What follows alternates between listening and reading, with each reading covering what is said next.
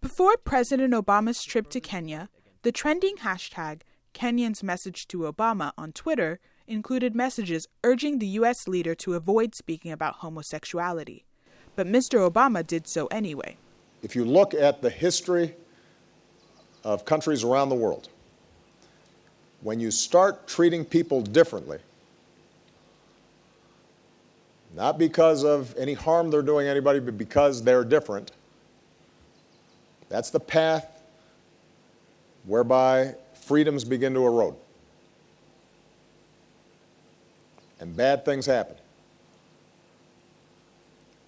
And when a government gets in the habit of treating people differently, those habits can spread. Kenyan President Uhuru Kenyatta dismissed the question as a non-issue. Kenya currently punishes homosexual behavior with 14 years in prison. Its neighbor to the left, Uganda, punishes homosexual behavior with life in prison. I spoke with Nicholas Mwanda, a Ugandan activist who recently gained asylum in the U.S. after being repeatedly targeted back home because he is transgender.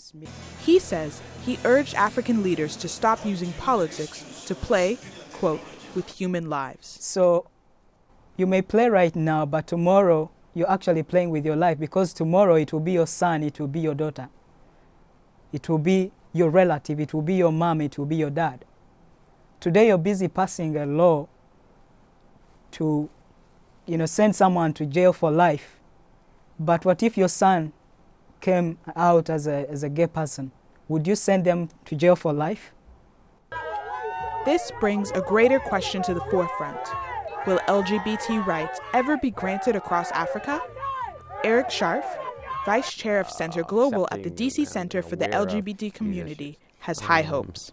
And what I've told my friends from other countries is it is a long process. Now, I think it's going to happen faster because of the advent of internet connectivity and then just how people communicate. But I certainly, I see all the news, what's happening in other countries. Yes, some places it seems to be going backwards, some places it seems to be going forward. I have great hope, but as I tell my friends, it's not going to happen overnight. Despite opposition, there have still been victories for the LGBT community. Same-sex marriage was recently legalized in the U.S. and Mexico. And this month, Mozambique joined a small minority of African nations to decriminalize homosexuality.